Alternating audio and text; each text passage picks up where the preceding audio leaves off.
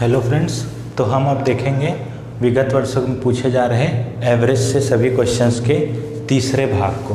तो चलिए चालू करते हैं। प्रश्न पीएससी 2017 में पूछा गया है, 7वीं कक्षा के कुछ लड़कों की निश्चित संख्या का औसत वजन 45 किलोग्राम है।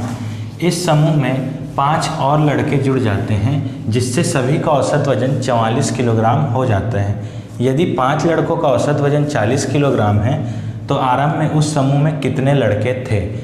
तो देखिए, आपको कहा गया है कुछ लड़कों का निश्चित संख्या का औसत वजन 45 किलोग्राम है। कितने लड़के थे वो आपको नहीं बताया गया है और अंत में वही कितने लड़के थे आपसे पूछा गया है। तो आप मान लीजिए कि उस समूह में प्रारंभ में x लड़के थे, उनका औसत भार आपको दिया है 45 किलोग्राम।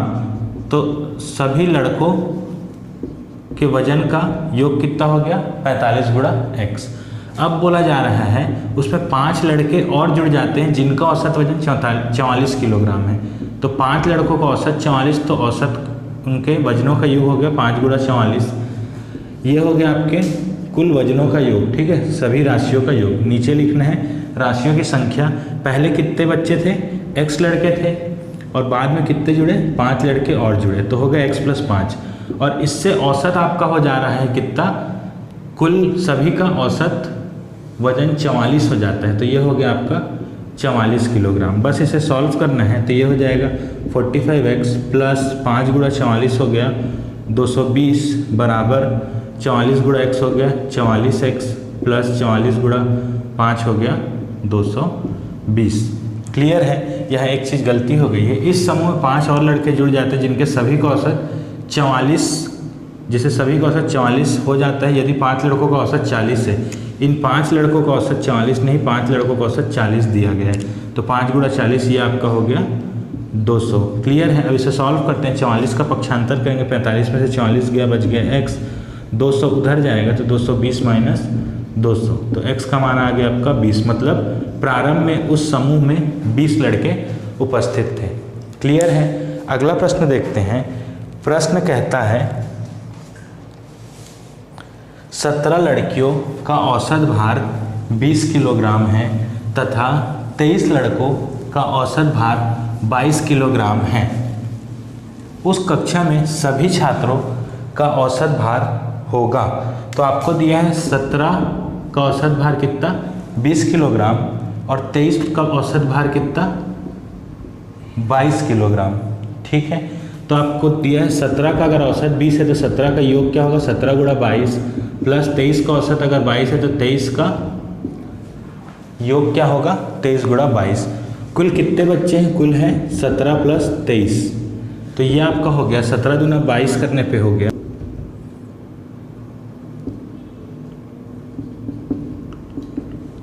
506/17 और 23 का योग हो गया 40। 506 को ये हो गया 6, 4 846/40। इसे 4 से 2 से काटते हैं 20 बार, 2 से 4 बार, 2 बार, 3 बार। ये आपका आया 423/20। इसे मैं लिखता हूँ कैलकुलेशन फास्ट करने के लिए। 2 गुणा 10, 2 से इसको आप काटेंगे, 2 दूनी 4, 2 एकम 2.5/10। तो ये हो गया आपका 21.15। अब आप देख रहे हैं कि ऑप्शन में 21.15 तो नहीं है, लेकिन 21.15 से सबसे समीप आपको दिख रहा है 21.25। तो यही आपका करेक्ट आंसर है ऑप्शन के हिसाब से। क्लियर है। अगला प्रश्न देखते हैं। प्रश्न आपसे कहता है 3 संख्याओं x, y और z का औसत xy है, तब z बराबर होगा। तो देखिए x, y और z का औसत आपको कितना दिया है, xy। तो x, y और z का योग क्या होगा, x + y + z होगा 3 × xy। यहाँ आपको क्या निकालने बोला है, यहाँ आपको मान निकालने बोला गया है, z बराबर है। तो z बराबर होगा 3 × xy - x - y। क्लियर है। काफ़ी सरल प्रश्न था। अगला प्रश्न देखते हैं। प्रश्न आपसे कहता है 6 संख्याओं का औसत x है, इनमें से 3 संख्याओं का औसत y है, यदि शेष बची संख्याओं का औसत z है तो। ठीक है। 6 संख्याओं का औसत क्या दिया है, x है। क्लियर है।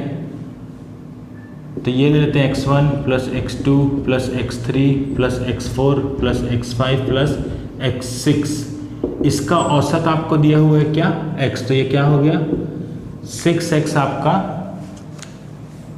इन सभी का योग हो गया। अब इनमें से 3 संख्याओं का औसत आपको क्या दिया है y, तो इनका योग क्या होगा 3y, और 3 संख्याओं का औसत आपको दिया हुआ है z, तो इनका योग क्या होगा 3z। तो बस इसके जगह पे रखिए 3y प्लस 3z बराबर 6x से 3 से सभी को काटते हैं तो ये हो गया y प्लस z बराबर 2x। यही आपको ऑप्शन में दिया हुआ है। क्लियर है। अगला प्रश्न देखते हैं। प्रश्न आपसे कहता है यदि 7 संख्याओं का औसत 81 तथा 9 संख्याओं का औसत 49 है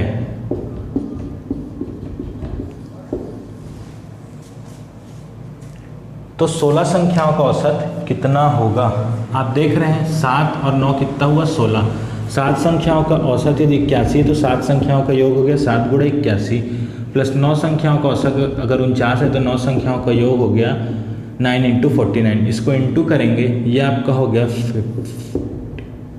567 441 और बटे में आपका क्या है 7 प्लस 9 16।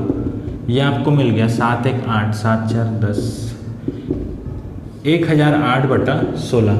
इसको 4 से काटते हैं 4 4 बार 4 2 5 2 बार 4 से इसको काटेंगे 4 6 12 तो ये आपका आ गया 63। मतलब इन 16 संख्याओं का औसत 63 है। क्लियर है। अगला प्रश्न देखते हैं। प्रश्न आपसे कहता है एक कक्षा में 35 विद्यार्थी हैं जिनमें से 25 लड़के तथा शेष लड़कियां हैं। यदि लड़कियों का औसत वजन 20 किलोग्राम तथा लड़कों का औसत वजन 27 किलोग्राम है तो संपूर्ण कक्षा का औसत वजन कितना किलोग्राम है। देखिए कुल कितने बच्चे हैं 35 बच्चे, उनमें से लड़कों की संख्या आपको दी हुई है कितने हैं 25 लड़के हैं तो निश्चित तौर पे लड़कियां कितनी होगी 35 से 25 घटाएंगे 10 लड़कियां हैं। अब आपको बोला गया है लड़कों का औसत भार कितना दिया गया है 27 और लड़कियों का औसत भार दिया गया है 20। क्लियर। अब इसे आप एलिगेशन या मिश्रण के कॉन्सेप्ट से बनाइए। लड़के और लड़कियों से मिलकर के ये 35 बने हुए हैं तो ये क्या हो गया मिश्रण। लड़कों का औसत भार 27 दिया है, लड़कियों का औसत भार 20 दिया है तो इसी को आप मानिए C1 C2। किसी 20 को हम मान लेते हैं C1 और 27 को हम मान लेते हैं C2। दोनों से मिलकर के जो औसत बना है वो क्या आपको ज्ञात है, नहीं ज्ञात है तो x ले लीजिए। इन दोनों का अंतर यहाँ, इन दोनों का अंतर यहाँ, इन दोनों का जो अंतर है वो आपको दिया हुआ है। देखिए लड़कों ये क्या कौन है, ये लड़कियां हैं, ये लड़के हैं तो लड़कियों की संख्या क्या दी हुई है 10। ये इस तरफ आएगा, इसके नीचे लड़कियों की संख्या और लड़कों की संख्या आपको दी हुई है 25। बस इसे सॉल्व करेंगे आप देखेंगे क्या होगा। फॉर्मूले के हिसाब से 27 माइनस एक्स बटा x माइनस 20 आपका क्या होगा 27 माइनस एक्स, ये हो गया 10 बटा 25। क्लियर है। इसे C2 ले रहे हैं, इसे CM ले रहे हैं, इसे C1 ले रहे हैं। क्लियर है। काटेंगे 5 से 2 बार, 5 से 5 बार, क्रॉस मल्टीप्लाई करेंगे 27 गुणा 5 कितना हो गया 135 माइनस 5x बराबर 2x माइनस 40। पक्षांतर करेंगे 135 और 40 बराबर 7x। 135 और 40 कितना हो गया 175 बटा 7 बराबर x। तो x का मान क्या आ गया 7 2 बार 7 5 बार 25। क्लियर है। अगला प्रश्न देखते हैं। प्रश्न कहता है 8 अंकों का औसत 20 है। यदि पहले 2 अंकों का औसत 15 से ही 1/2 हो, अगले 3 अंकों का औसत 21 से ही 1/3 हो, यदि छठवां अंक 7वें और 8वें अंक से क्रमशः 4 और 7 कम हो तो 8वां अंक होगा, 8th अंक होगा। ठीक है। आपको प्रश्न में कहा गया है 8 अंकों का औसत 20 है तो 8 अंकों का औसत यदि 20 है तो 8 अंकों का योग क्या होगा 8 गुणा 20 मतलब 160। ये 8 अंकों का योग है। अब आपको संबंध के तौर पे बताया गया पहले के 2 संख्या, उसके बाद के 3 संख्या और छठवां 7वां 8वां। तो पहले के 2 संख्या का औसत दिया है 15 से ही 1/2, तो 15 से ही 1/2 क्या होगा, 15 दूनी 30 प्लस 1 31/2। यदि 31/2 दो संख्याओं का औसत है तो उनका योग क्या होगा, 31/2 गुणा 2। ये क्लियर है। उसके बाद अगले 3 अंकों का औसत 21 से ही 1/3 है, तो 21 से 1/3 21 दिया 63 प्लस 1 64/3, और अगर औसत 64 से ही 64/3 है तो उनका योग क्या होगा, 64/3 गुणा 3। ये अगले 3 अंकों का योग हो गया, तो 2 और 3 कितने हो गए, 5 अंक। अब छठवें, 6th, 7th और 8th में आपको कुछ संबंध बताया गया। क्या, 6th संख्या 7वें संख्या से कितना कम है, 4 कम है। छठवां संख्या 7वें संख्या से 4 कम है, तो यहाँ से आप लिख सकते हो -4 को पक्षांतर करेंगे तो 7वां संख्या क्या है, छठवां संख्या से 4 अधिक 6th प्लस 4। ये क्लियर है। वैसे ही दिया है छठवां संख्या 8वें संख्या से 7 कम है, तो अगर मैं 8वें संख्या को लिखूं 8th संख्या -7 को पक्षांतर करूं तो 6वां प्लस 7। क्लियर है। तो ये हो गया 7वां संख्या, ये 8वां संख्या, और छठवें संख्या को मैं छठवां ही संख्या मानता हूँ। क्लियर है। तो मैं छठवें संख्या को ले लेता हूँ, x है मेरा छठवां संख्या। 7वां संख्या क्या है, x प्लस 4 7वां संख्या। 8वां संख्या क्या होगा, x प्लस 7। ये हो गया x प्लस 7। क्लियर है। इससे मैं मिटा देता हूँ। अब देखिए आपको बोला गया है ये सभी संख्याओं का योग हो गया, और आपके पास पहले ही दिया है कि सभी संख्याओं का औसत 20 था, तो उससे आपने योग निकाला, तो ये सब है 160 के बराबर। क्लियर है। इसको सॉल्व करते 2 से 2 कटा हो गया 31, 3 से 3 कटा हो गया 64 प्लस 1 2 3 3x प्लस 7 प्लस 4 11 बराबर 160। इसको सॉल्व करेंगे 31 और 64 हो गया 95 और 11 हो गया 106 प्लस 3x बराबर 160, तो 3x बराबर 160 माइनस 106, ये हो जाएगा 4 और 54, 3x बराबर, तो x बराबर 54/3 मतलब 1 और 8 18, मतलब x का मान आया आपका 18। अब ऑप्शन में 18 देख के टिक नहीं मारना है, क्योंकि आपने x किसको माना है, छठवीं संख्या को माना है। आपसे पूछा गया 8वीं संख्या क्या है, तो 8वीं संख्या है x प्लस 7 मतलब 18 प्लस 7 25 है आपकी 8वीं संख्या। क्लियर है। आप इसमें ये भी कर सकते थे कि 8वीं संख्या को x मानते, ठीक है। अगर 8वीं संख्या को x मानेंगे तो चौथे को फिर उसके हिसाब से, 7वें को उसके हिसाब से करेंगे और 7वां को उसके हिसाब से सेट करके लिखते चलेंगे। क्लियर है। तो प्रश्न देखते हैं। 45 संख्या का औसत 0 है, इनमें से अधिकतम कितनी संख्या 0 से अधिक है। ठीक है, देखिए बोला गया है 25 संख्याओं का औसत 0 है। आपसे पूछा गया है इनमें से अधिकतम कितनी संख्याएं 0 से ज़्यादा होंगी। तो देखिए मान के चलिए, उदाहरण के लिए समझा रहा हूँ, 5 संख्याएं 1 2 3 4 5। इन संख्याओं में इसका मान होगा 1, इसका मान होगा 2, इसका 3, इसका 1, और क्या हो गया 1 प्लस 2 3, 3 प्लस 3 6, 6 और 1 7। यहाँ तक का योग हो गया 7। अब हो सकता है कि ये 5वीं संख्या हो -7। क्लियर है।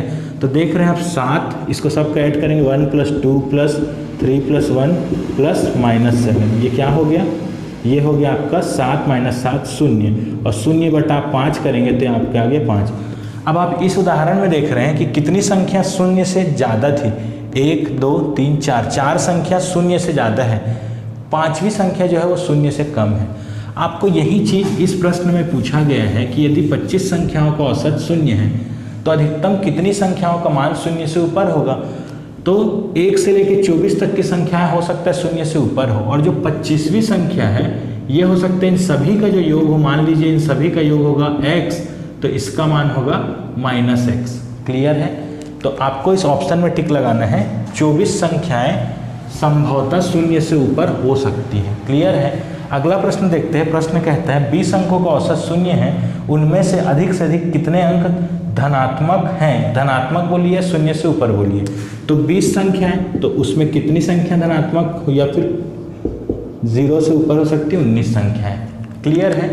अगला प्रश्न देखते हैं। प्रश्न आपसे कहता है यदि m संख्याओं का औसत n² है तथा n संख्याओं का औसत m स्क्वायर हो तो m प्लस n संख्याओं का औसत होगा।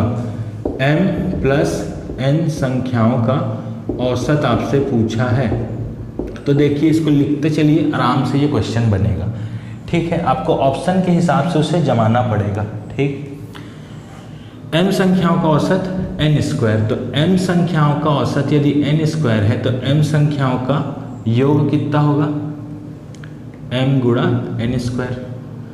n संख्याओं का औसत m स्क्वायर है तो n संख्याओं का योग कितना होगा, n इंटू एम स्क्वायर। सभी संख्याओं का योग कीजिए, कितनी संख्या है, m प्लस n संख्या है, तो औसत निकालने के लिए m प्लस n लिखेंगे। अब आप इससे क्या करेंगे, mn कॉमन लीजिए, mn कॉमन ले लिए, तो यहाँ से क्या निकला n प्लस यहाँ से क्या निकला m, डिवाइड में है m प्लस n, तो m plus m plus n ये दोनों कट गया, आपका आंसर आया m गुणा n है m प्लस n संख्याओं का औसत। क्लियर है। अगला प्रश्न देखते हैं। प्रश्न आपसे कहता है एक क्रिकेटर का 10 पारियों में रनों का औसत 60 है। ये क्रिकेटर और रन के औसत के क्वेश्चन आपको ज़्यादा देखने मिलेंगे। 10 पारियों का औसत कितना है, 60 एक क्रिकेटर के। 11वीं पारी में वह कितने रन बनाए कि उसके रनों का औसत बढ़कर 62 हो जाए। 11वीं पारी में वो कितना रन बनाए कि उसके रनों का औसत 62 हो जाए। ऐसा क्वेश्चन आपने पहला या दूसरा क्वेश्चन किया था इस चैप्टर के स्टार्ट में, इसको आप डायरेक्ट बता सकते हैं। 10 पारियों में उसका औसत 60 था, 11वीं पारी में उसे इतना रन बनाना है कि वो 62 हो जाए। तो देखिए हर पारी को कितना रन दे रहे हैं, 2-2 रन। तो 10 पारियों में उसने प्रत्येक पारी को 2-2 रन दिए, मतलब 20 यहाँ से मिल गया, और उसे खुद भी 11वें में 62 मेंटेन करना ही होगा, तो ये हो गया 62। आपका डायरेक्ट आंसर आ गया 82 करेक्ट आंसर है। लेकिन इसको मैथमेटिकल फॉर्मूले में कैसे देखना है वो भी देखिए। आपको दिया है 10 पारियों का औसत कितना है, 60, तो 10 पारियों के रनों का योग क्या हो गया, 10 गुणा 60। 11वीं पारी में कितना बनाना है नहीं पता है, x ले लीजिए, बटा कीजिए 10 प्लस 1, 10 पारी प्लस 1 पारी 11 पारी, आपको औसत बनाना है 62। सॉल्व कीजिए, 600 प्लस x बराबर 62 गुणा 11, तो x बराबर 62 गुणा 11 माइनस 600, 682 माइनस 600, तो x का मान आ गया 82। क्लियर है। अगला प्रश्न देखते हैं। प्रश्न आपसे कहता है किसी कक्षा में 35 विद्यार्थियों की भी औसत आयु 18 है, की भी नहीं 35 विद्यार्थियों की औसत आयु 18 दी हुई है। यदि शिक्षक की आयु को जोड़ दिया जाता है तो क्लास की औसत आयु 19 हो जाती है। ठीक है, शिक्षक को जोड़ने से 19, ये तो काफ़ी सरल प्रश्न है। क्या करेंगे, 35 गुणा 18 है सभी बच्चों के आयु का योग, शिक्षक का आयु जोड़ दिए प्लस x हो गया, 35 में 1 जोड़े तो ये 36 हो गया, बराबर अब एवरेज हो गया है 19, तो 35 गुणा 18 प्लस x बराबर 19 गुणा 36,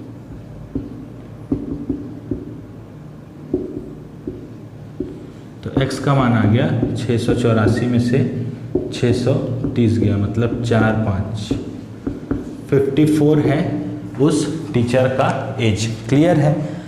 अगला प्रश्न देखते हैं। 3 संख्याओं का जिसमें सबसे बड़ी संख्या 16 है, औसत 12 है। यदि लघुत्तम संख्या बड़ी संख्या की आधी हो तो शेष संख्या क्या होगी।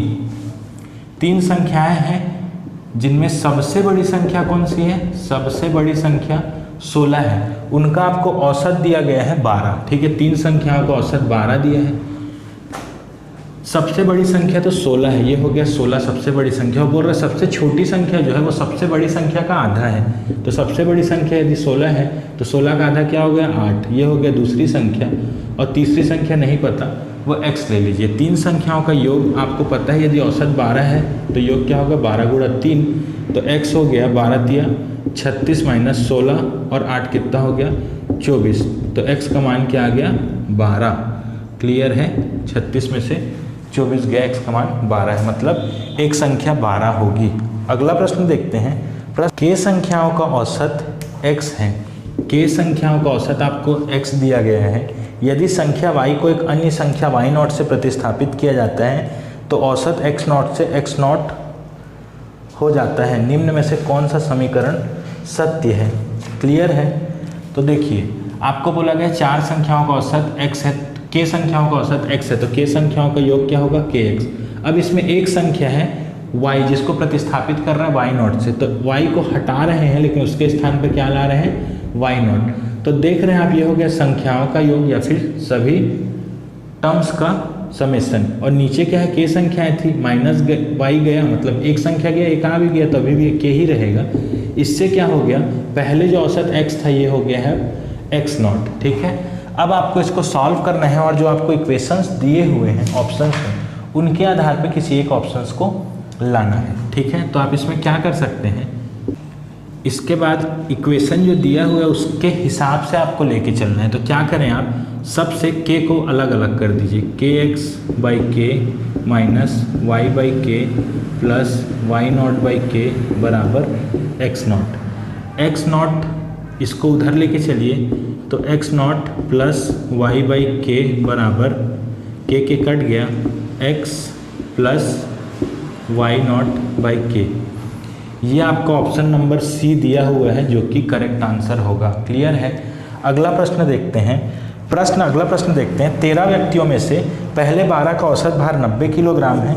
यदि 13वें व्यक्ति का भार सभी 13 व्यक्तियों के भार औसत भार से 12 किलोग्राम अधिक है तो उसका भार क्या होगा।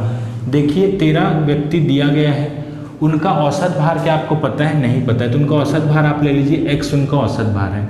अब बोला गया है प्रथम 12 व्यक्ति का औसत भार कितना है, 90 किलोग्राम। तो प्रथम 12 व्यक्ति के भार का योग क्या होगा, 12 गुणा 90 प्लस 13वां व्यक्ति जो है उसका भार जो है सभी का जो औसत है उससे 12 किलोग्राम अधिक है। तो सभी का औसत क्या आपने माना है x और उससे भी 12 अधिक, मतलब ये हो गया 13वें व्यक्ति का भार बटा देखेंगे कुल कितने व्यक्ति हो गए, 12 व्यक्ति और 13 व्यक्ति। और आपको पता है सभी का औसत कितना है, सभी का औसत आपने माना हुआ है x, तो x हो गया। आपसे प्रश्न में पूछा क्या गया, प्रश्न में पूछा गया है उस 13वें व्यक्ति का भार। क्लियर है, तो इसको सॉल्व करेंगे। 12 गुणा 90 हो गया 1080 प्लस x प्लस 12 बराबर 13x। पक्षांतर करेंगे तो 13 में x में से एक x गया, 12x बराबर 1080 प्लस 12 1092, x बराबर 1092 बटा 12। 6 से काटते हैं, 6 से 2 बार, 6 से 1 बार, 4 9, 6 से 8 बार और 6 से 2 बार, 2 से कटेगा 91। x का मान आपका आ गया 91। ऑप्शन में 91 देख के टिक नहीं कीजिएगा क्योंकि आपसे पूछा गया 13वें व्यक्ति का भार। तो 13वें व्यक्ति का भार क्या है, औसत प्लस 12 किलो अधिक। तो औसत प्लस 12 किलो अधिक मतलब ये हो गया 103 किलो है उस व्यक्ति का भार। क्लियर है। अगला प्रश्न देखते हैं। प्रश्न आपसे कहता है 35 विद्यार्थियों की एक कक्षा में विद्यार्थियों की औसत आयु 17 वर्ष है।